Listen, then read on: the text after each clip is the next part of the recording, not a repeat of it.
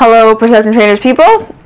Welcome to a video where I'm going to be talking about Ekchart Tolle. Or Ekchart Tolle, whatever, however you say it. So I got a question on Instagram the other day asking me if I think that Ekchart Tolle specifically is teaching from trauma or transcendence, because his teachings are all based around just being in the present moment, accepting everything for how it is, and if we can just accept reality for how it is, we will find bliss and serenity, and that all of our pain and all of our stuff comes from the stories we tell ourselves and not being present. And first and foremost, I just want to say that, of course, I am not the arbiter of truth. I don't know Ekchart Tolle personally. I've never interacted with him. This is all just kind of me speaking from my experience and where I think like having taken in his teachings. Like, I read both of his books and I've watched interviews with him, so I'm just going to speak from my experience, and I'm going to speak from the things that I've seen with other people, and again, take it or leave it. Like, obviously I don't want to inform your opinion of somebody, nor do I want to, again, assume that I have a person's completely figured out, because obviously I don't know this person. So this is just my view of things from my vantage point. So obviously, do your own inner research, do your own outer research, believe what you want to believe, take what feels good for you, leave what doesn't. So the first thing that I want to say is that, like, just intuitively and energetically, I get great feelings from him. I've never felt anything negative really coming from him.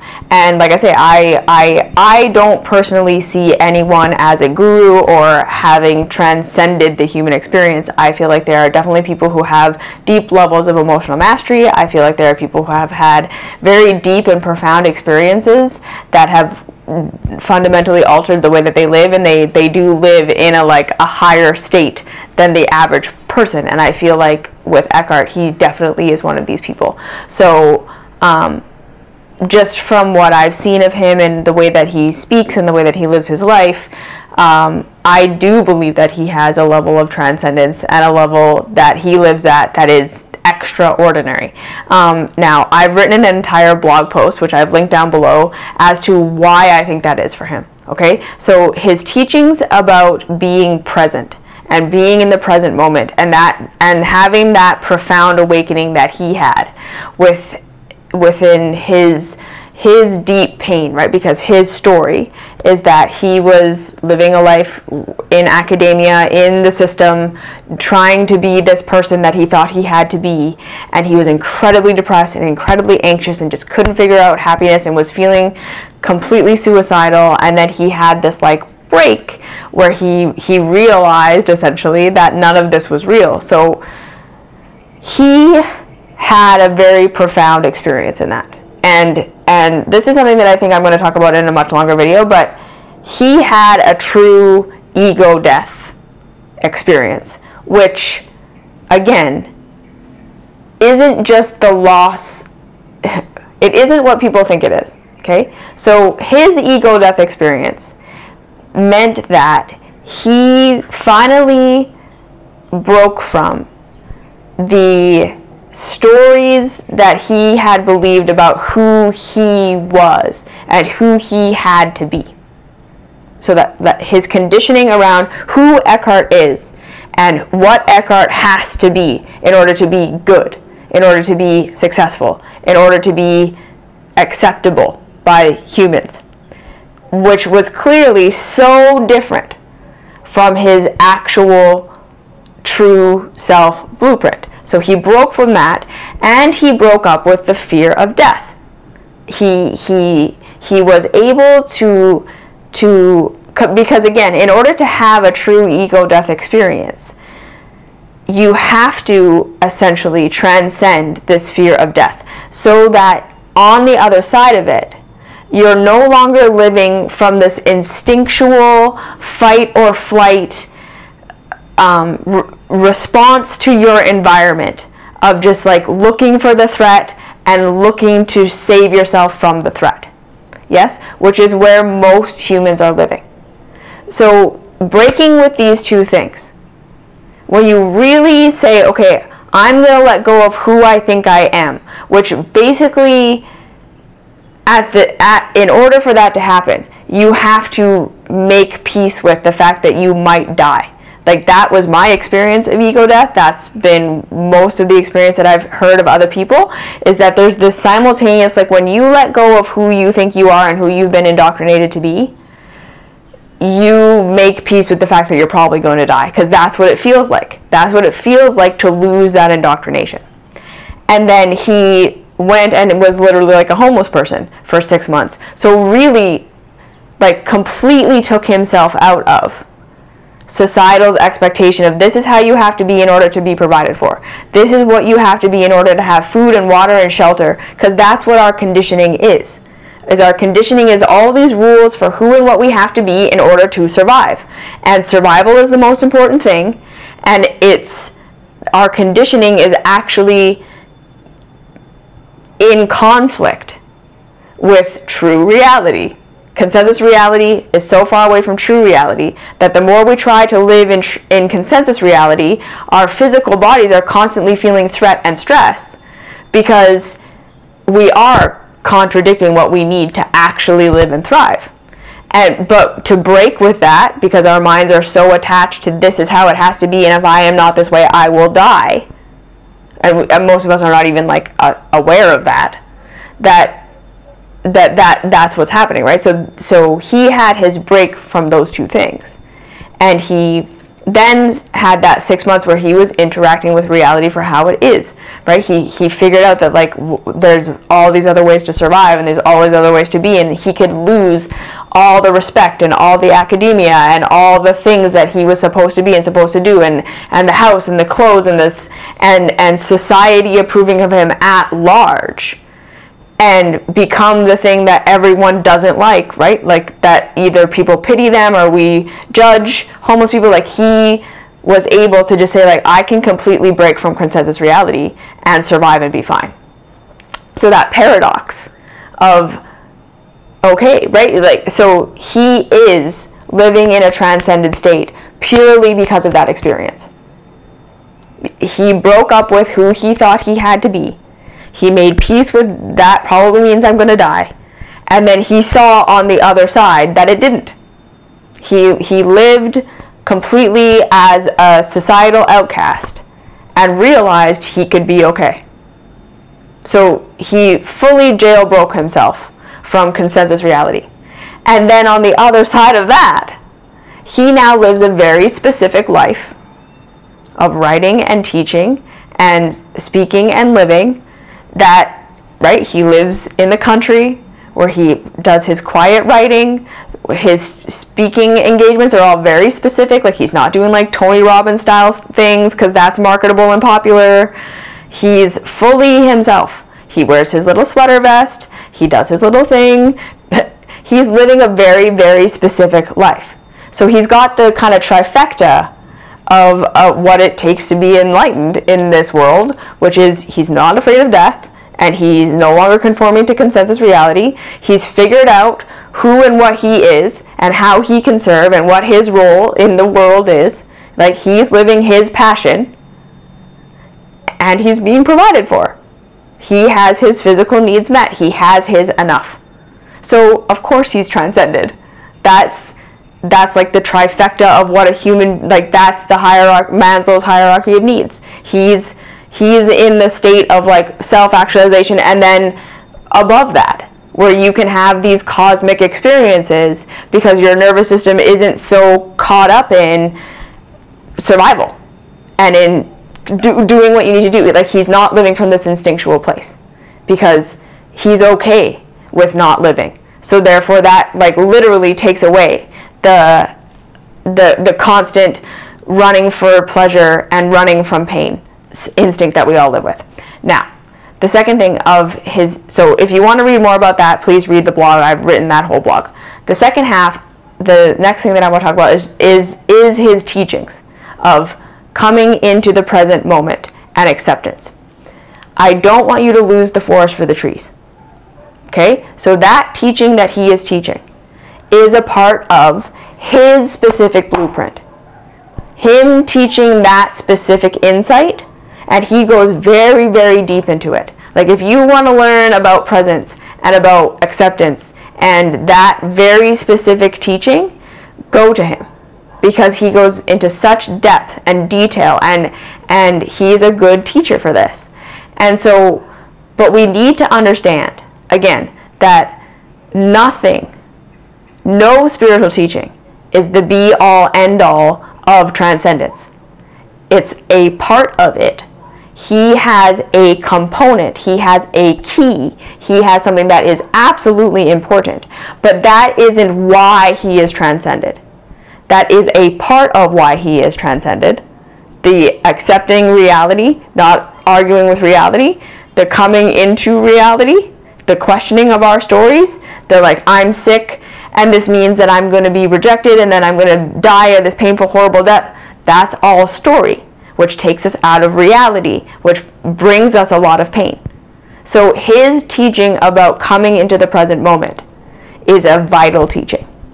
And I think that who he's teaching it to and the people that resonate with that absolutely need to hear that message, because it is such an important thing to learn how to be present and to learn how to accept reality for what it is. But that is not an ultimate end point of, and then you will have peace. Because reality is not inherently perfect. Reality is inherently structured, and reality makes sense in that it is cause and effect. So the results that we're getting in reality, part of the reason we have so much pain is because we don't understand why we're getting the results that we're getting. We think this should have happened when actually this happened. So we're constantly at war and arguing with reality, because the idea that people stay in therapy much longer than they need to because they can't accept that the past happened the way that it did. And this is absolutely true. We cause ourselves so much pain and so much suffering and so much strife when we look at how things are and we say it shouldn't be happening this way. Because what we really mean by that is the results that I'm getting or the things that I'm seeing, what is occurring, doesn't make sense in my paradigm of how I think reality is supposed to unfold. And the truth is, reality is structured. It is not something that is just occurring between our ears as humans that we're just projecting out. And if you just project what you want enough, reality will change for you. Because reality existed before humans. I'm sorry. But again, if you want to believe that reality is all in your head, go ahead. That's up to you. From my perspective, it isn't. And we cause ourselves so much suffering by arguing with reality, saying this shouldn't happen. And then when we are in that state of this shouldn't be happening this way, or this should be happening and it isn't, we then cannot understand why reality is unfolding the way that it is. And when we can't understand why reality is unfolding the way that it is, we can't improve it to make it better. So again, reality is not inherently perfect, but it is inherently structured. So when we are getting painful results, right? So when we're physically ill, when we're having the same fight with our partner over and over again, when we don't know how to find our purpose, when we're having the same anxiety, the same depressions over and over and over again, and we don't know how to fix it, it's because we don't understand why it's happening and what we need to change in order to make something new happen. We only know I'm in pain, I'm going to resist the circumstance, I'm going to run from it, I'm going to numb it, I'm going to run for some immediate form of pleasure that makes me feel better right in this moment. We're going to distract ourselves, we're going to do what we think is the answer over and over and over again, expecting different results, arguing with reality, right? We do this thing, so we do this diet, or we do this, or whatever, and we expect that it makes it better, and then it doesn't, and then we just do it over and over again because we're like, no, I have the right answer, it's just reality is unfolding wrong. So when we come into presence, when we come into accepting reality, this doesn't mean that peace comes from just accepting reality for exactly how it is and having no effect. Because even Ekchart Tolle is not doing this. His teaching is accept reality for how it is. Yet, he is going around trying to teach people how to accept reality for how it is because they don't accept reality for how it is. Most people are in pain and are suffering because they don't accept reality for how it is. He's not accepting that reality. He's working to change that. So you see the kind of irony in that? That, like, ultimately, we as human beings want to evolve. We want to move things forward. We want to make things better because there are things in reality that are absolutely inherently painful. If I come and punch you in the face, it doesn't matter what you believe, that's going to hurt because there is a structure. And in real reality, pain and pleasure, in real reality, not consensus reality, in real reality, pain and pleasure simply alert us. This is helping us grow. This is evolution. This is degrading us. That's what pleasure is, the evolution. Pain is the degradation. So again, this is why when you have this break with who you think you're supposed to be, and you have this break with fear of death, so that you can actually embody your moment,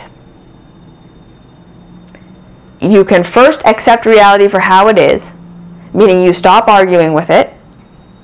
You accept that there are painful things. You accept that there are things you don't understand. You accept that there are things that you were expecting to go this way, but they are going another way. You humble yourself, essentially, to how reality is. And then from there, you can start to assess, okay, why is it happening like this? What is the mechanism that's making these things happen? And if I'm not liking the result, how can I figure out how reality works so that I can better adjust myself to get a new result versus demanding that the reality give me the result that I want in the way that I want it to give it to me. So accepting reality doesn't mean we think everything is perfect and we don't no longer try to change it. It means now we have access to much higher connection to reality that makes us actually more effective change makers. So that's the kind of paradox of accepting reality. The more you accept reality for how it is, means the more that you're going to be able to understand it. And then you will have the wisdom to say, okay, there are certain things that I literally cannot change. There are painful things in my life. There are situations that are just harmful or hurtful or painful or whatever. Like maybe I'm sick, maybe something, and I can't change it right now. So learning how to accept those things you cannot change and to make peace with the inherent pain of life is part of being a transcended person. Because right, there are going to be times where we're just uncomfortable. And having that transcended, I know that this isn't all there is, means that you can have a painful moment or a painful time, and it's not like how everyone else responds to temporary pain or temporary, it's like everyone goes into like this panic of like, this is how it's going to be forever, and oh my god, you can be like, okay, I'm going to be uncomfortable for a little while, and that's okay. I can embrace this pain, and it's okay. I can be with myself, and that's okay. And then it also shows you the things that you do have power to change, and the actual steps you can take in reality. So you don't need miracles, you don't need magic, you don't need to have all the answers right now. You can just do your little steps. And that's what Eckhart has done with his life. Yeah? He completely radically changed his entire life to match who and what he really is and to do what he really wants to do after his awakening. He didn't just accept reality for how it is and go back to academia or stay being the homeless person. He found his niche and then found his way of life. So acceptance and presence are means to ends. They are not the end of itself. But in order to find that answer and everything that we want out of life for how we can accept the things we cannot change and how we can change the things we can, which is a life of joy. A true life of evolution that's what that is. Being present and accepting reality for how it is are means to that end. And you can't get there without those things. So his teachings are very important. They're not everything. Don't lose the forest for the trees. Because that's his passion doesn't mean that's the answer or why he's transcended. Okay? So I hope that makes sense, and I'll see you in the next video.